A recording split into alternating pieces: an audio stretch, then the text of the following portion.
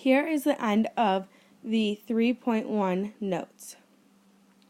Highlighted in purple, some lines have x-intercepts and no y-intercepts, or vice versa, where they have no x-intercepts and they have y-intercepts. The graph of y equals b, when b is a number, is a horizontal line. That means it goes from left to right. The intercept will only be a y-intercept for that equation, as displayed in the red highlight on the graph. The graph x equals a, when a is any number, is a vertical line that goes up and down, as highlighted in the blue on the graph, has an x-intercept only, and the x-intercept is at a, 0.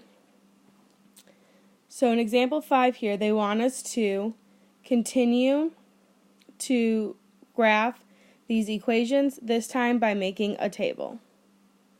So I'm going to create a table of x and y, and I will always use these 5 points: -2, -1, 0, 1, and 2.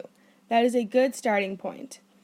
Every once in a while, it will be beneficial to use other points, but until we are at the point to recognize how to change our starting points, we will always start with -2, -1, 0, 1, and 2. So this means that I'm going to take -2 and substitute it in for x, so that my equation will then read y equals 1/3 times -2 in parentheses plus 2, which will get us 1.3 repeating. Then I do it for -1. I do -1 times 1/3 plus 2, and I'll get 1.6 repeating. Continuing on, 0 times 1/3 plus 2, and I get 2. And then 1/3 times 1 plus 2 is 2.3 repeating.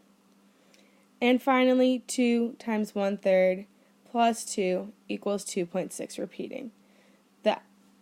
All that work can be written like this to show you how to find these answers.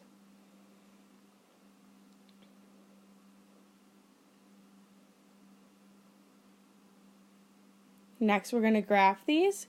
I am going to make my graph by 1/3 on the y-axis and by 1 on the x-axis.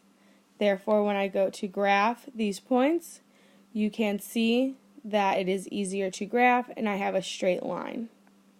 It then asks for the domain and the range of this function.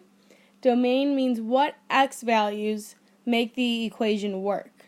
So if we look at this yellow line that I made, it goes on forever in both directions, so that would imply that any x number, x value, for this equation will make it true. So that means the domain is all real numbers, and the same thing can be said about the range, which is the y values.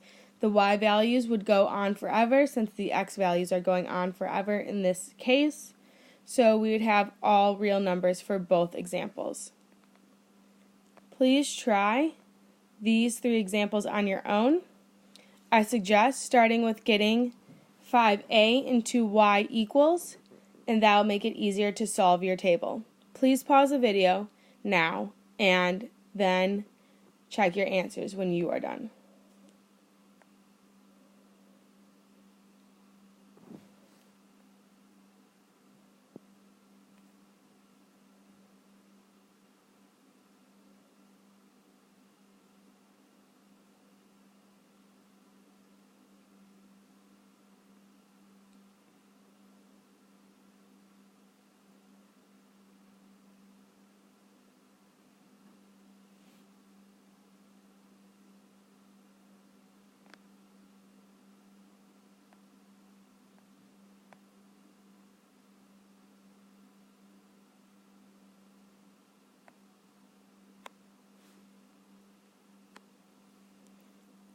Okay, here you can see your answers to 5A, 5B, and 5C. 5A looks similar to the example I did above. 5B is a special case where there is no y variable, so the graph will be a vertical line going up and down. X equals 3, so you go to 3 on the x-axis, and then draw a vertical line going up and down. So the x value will always be 3 in the table, no matter what. And the y values can be any number. So I continued on with our typical table of -2, -1, 0, 1, 2, although they are in the y column this time. The domain again is just the x values for the graph. The only x value that we can see in this graph is 3, so the domain is only 3 in this graph, and the range is still all real numbers.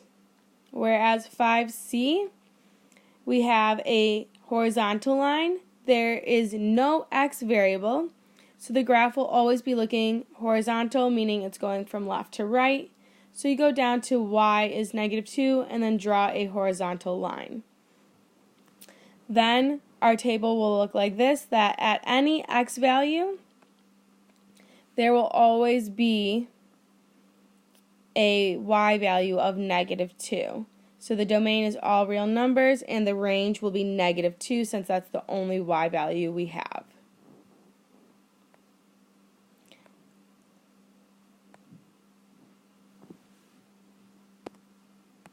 Please pause the video here and fill in your I can statement as well as the vocabulary for this section. Now that you have paused the video and written down all of that information, we will discuss it. A linear function is a function with a graph that is a line. We've discussed this previously.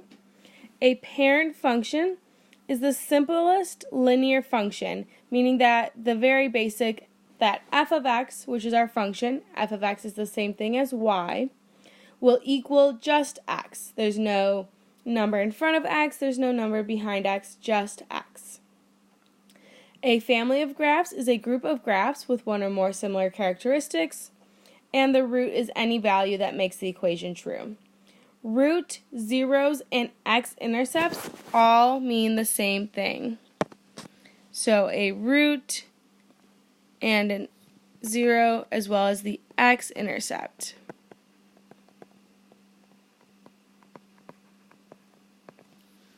All have the same definition of where the x-axis crosses with the graph. Here's what that parent function looks like. F of x equals x, it goes straight through the origin, and the domain and range are all real numbers. Here's a similar definition for root and zeros, that the root of an equation is the value of the x-intercept. So x-intercept, solution, root, or 0 all mean the same thing. They are all synonyms. As well, here is the definition for root, that it is the value of the y-intercept. Now we will look at making a table to find the zeros of this equation.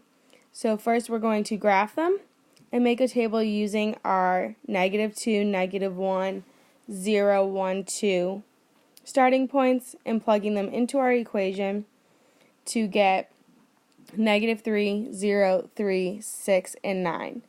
Again, the process of getting those y values is taking an x value such as -2, plugging it in for x, so -3 times -2, then plus 3, and the answer is -3.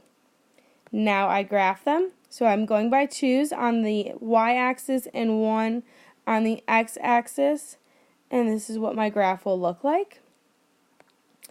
And I'm looking for the zeros. Zeros, again, means the x-intercept, so I'm looking where does my yellow line cross the black line.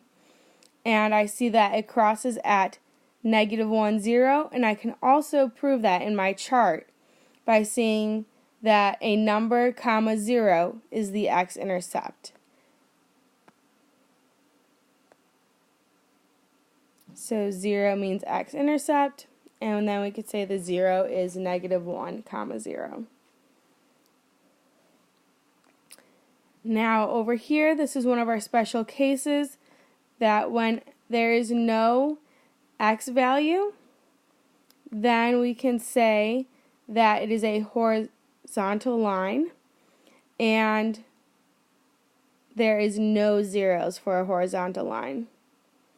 And there's no zeros because there's no x in the equation and it doesn't cross the x-axis.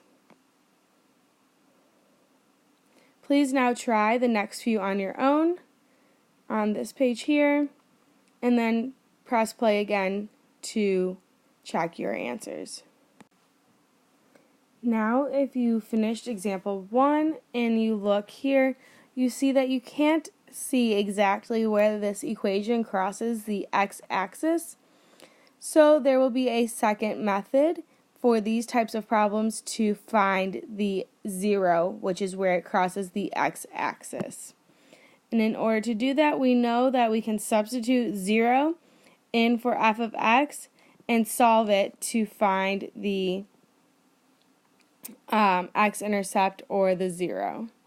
So here I took out f of x and I put 0 there. So I get 2/5 x. 2/5 x plus 6. So I need to subtract 6 on both sides. To get -6 will equal 2/5 x. Then we multiply by its reciprocal to cancel out the fractions. And then we get x will equal a -15, and that is our 0 for this equation.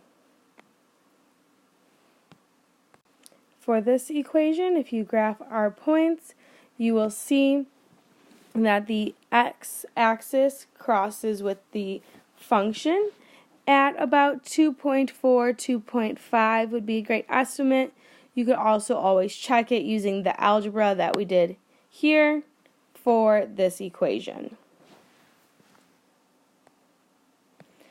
Now we have our word problem that says Willow is downloading a 2-hour movie.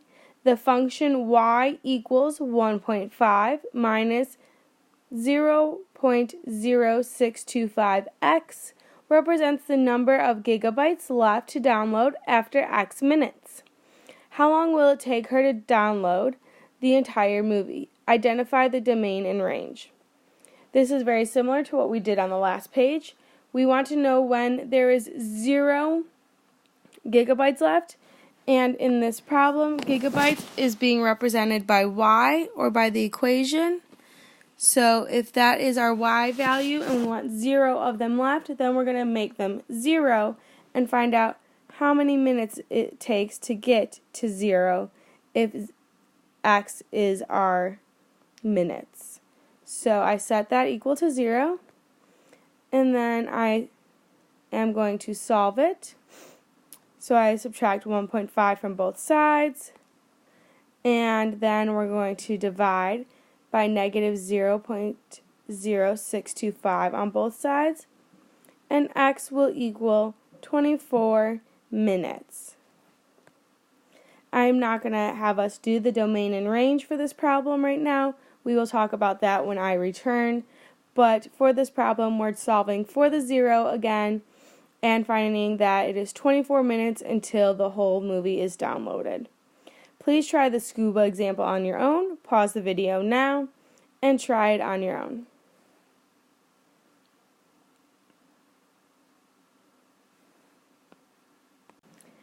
Now that you have tried this problem on your own, you should do a similar process of setting the equation equal to 0, subtracting 120 from both sides, then dividing by -2 and getting x equals 60 minutes until they run out of air.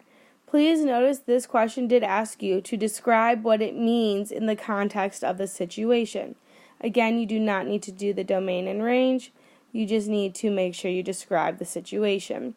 So how you can do that is after 60 minutes, the air will be all out of the tank, or there will be 0 air left.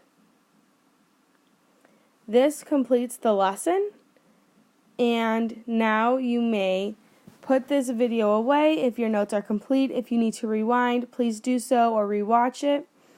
And then there should be a homework assignment posted in Google Classroom, as well as the substitute should give you the page number with the problems. If you have any questions, write them down and we can talk about them on Monday when I return.